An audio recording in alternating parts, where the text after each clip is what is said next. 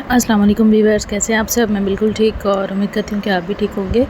तो हमारी आज की जो रेसिपी है वो है वाइट चना पुलाव की, और ये बहुत ही ईज़ी सी रेसिपी होगी और बिल्कुल इसी तरह होगी जिस तरह के हम देग वगैरह में बनाते हैं या देगी चना पुलाव होता है, सेम उसी तरह से।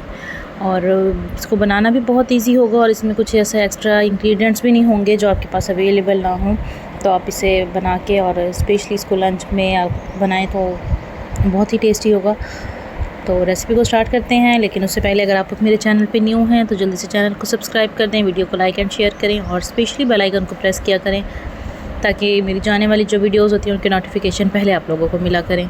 तो फाइनली मेरा चूल्हा जो है वो अब बन भी गया है और खुश्क भी हो गया था। तो आज जो था उस पर मैंने सबसे पहले ना पुलाव ही बनाना था, तो मैंने चने जो हैं वो पहले मैंने उबलने के लिए रख दिए हैं ताकि अच्छे से गल जाएँ। चने जैसे उबल गए थे उसके बाद जो है अब हम बना रहे हैं चावल। तो 1.5 किलो चावल हैं, तो इसके लिए मैंने 4 बड़े साइज़ के प्याज लिए हैं। तो जब तक इनको थोड़ा सा हम ब्राउन करेंगे जिस तरह से हम चावलों के लिए करते हैं, सेम इसी तरह से।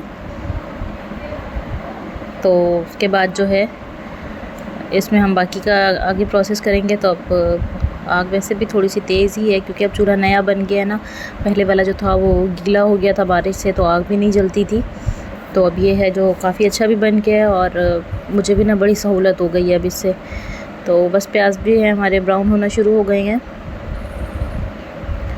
तो जैसे प्याज ब्राउन हो जाएंगे इसमें हम डाल देंगे अदरक लहसुन का पेस्ट और साथ ही हम इसे 4 से 5 हरी मिर्चें डाल देंगे। थोड़ी देर से हम पकने के लिए छोड़ देंगे ताकि प्याज का जो कलर है वो अच्छे से निकल आए। और फिर इसके बाद जो है हम इसमें डाल देंगे टमाटर।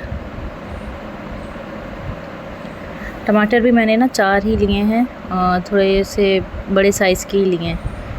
तो चावलों में ना टमाटर डालने से जो है चावल जो हैं वो थोड़े से सॉफ्ट बनते हैं। तो अभी हम मसाले को अच्छी तरह पकने के लिए छोड़ देंगे। इसके बाद हम इसमें डालेंगे इमली। इमली मैंने पहले से भिगो के रखी हुई थी, थोड़े से पानी के साथ आप इमली इसमें ऐड कर दें। इसके बाद हम इसमें बाकी के मसाले ऐड करेंगे। तो बाकी मसालों में इसमें मैंने कुटी हुई लाल मिर्च ऐड की है, गरम मसाला साबुत ऐड किया है, नमक और धनिया पाउडर ऐड किया है। हल्दी मैंने थोड़ी सी कम ऐड की है ताकि ज़्यादा डार्क येलो कलर ना आए, और पिसी हुई सुरख मिर्च जो है वो भी मैंने ऐड किया है। तो मसाले जो हैं वो आप अपने टेस्ट के अकॉर्डिंग इसमें ऐड कर सकते हैं, कम या ज़्यादा। इसके बाद जो है हम मसाले को अच्छे से भून लेंगे।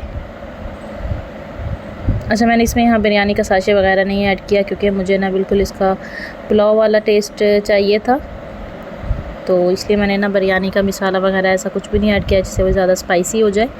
तो आप चाहें तो इसमें ऐड कर सकते हैं अगर आपको ज़्यादा स्पाइसी चाहिए तो। और गरम मसाला जो है हमेशा की तरह मैं पुलाव में थोड़ा सा ज़्यादा डालती हूँ। गरम मसाला चावलों में ना बहुत ही अच्छा लगता है। तो बस इसके बाद जो है हम मसाले को अच्छे से भून लेंगे, थोड़ा सा पानी डाल के, टमाटर भी अच्छे से गल जाएँ। ये देखें, तो थोड़ी देर के लिए इसे ढक्कन दे के रख देंगे। उसके बाद हम इसमें डाल देंगे चने और इसे चनों के साथ हम थोड़ी देर भूनेंगे अच्छे तरीके से। देखें इस तरीके से। उसके बाद हम इसमें पानी डाल देंगे। पानी जो है मैंने थोड़ा सा कम ऐड किया है, चावल मैंने भिगो के रखे हुए थे इसलिए,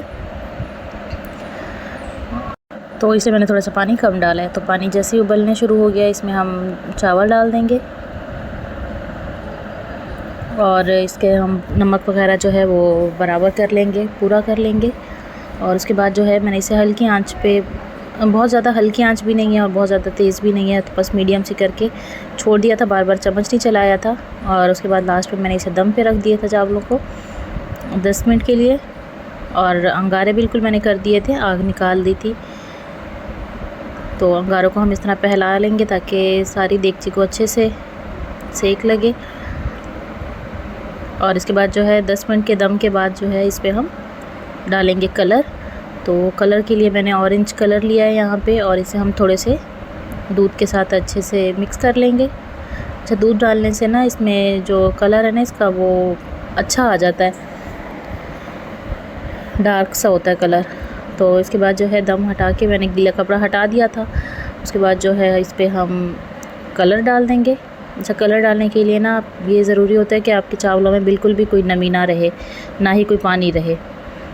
तो उसके बाद जो है बस मैंने फिर इसी तरह तब इसको थोड़ी देर अंगारों पे छोड़ दिया था और 5 मिनट बाद फिर मैंने इसे हटाया था। तो ये बहुत अच्छा से इसे कलर भी लग गया था और चावल बहुत अच्छे से दम भी हो गए हैं।